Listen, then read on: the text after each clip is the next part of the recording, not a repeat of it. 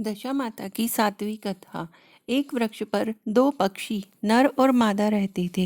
मादा पक्षी के बच्चे नहीं होते थे। जब वह चार चिड़ियों में मिलकर बैठती तो प्रायः अन्य पक्षी उसको बांझ कहकर उसे घृणा करते थे। इससे चिड़िया अपने चित्त में अत्यंत दुखी रहती थी। वह चिड़ियों के समाज में बहुत कम मिलती जुलती थी। एक दिन वह अपने इस मन में विचार करती हुई अकेली एक नदी में पानी पीने गई। वहाँ स्त्रियां दशा रानी के गंडे ले रही थीं।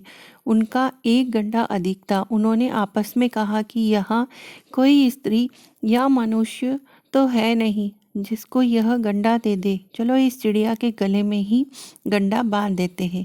यह नित्य इसी जगह आकर कथा सुन लिया करेगी। इसको पूजन की विधि बतला दी जाए तो पूजन के दिन यह पूजा भी कर लेगी।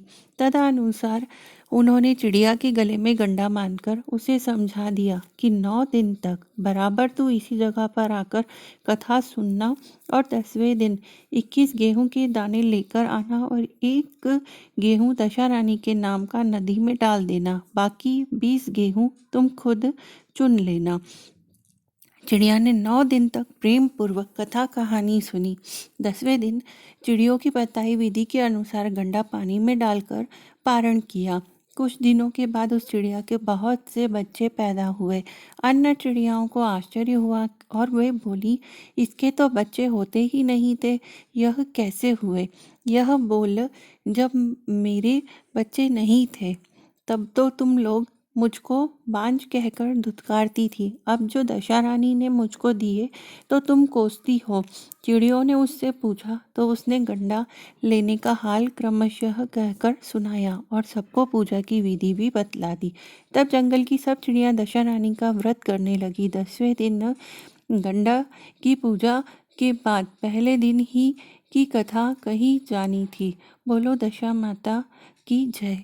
इसी तरीके से आप भी अपनी मनोकामना की पूर्ति के लिए इसी तरीके से कर सकते हैं ताकि आपकी इच्छा भी पूरी हो सके।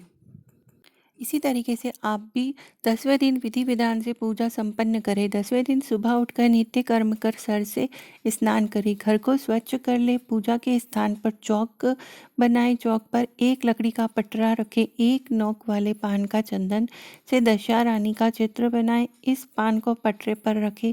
गंडे को दूध में डुबोकर पान के ऊपर रख दें। हल्दी अक्षत से गंडे की पूजा करें। घी गुड़ बताशा का भोग लगाएं।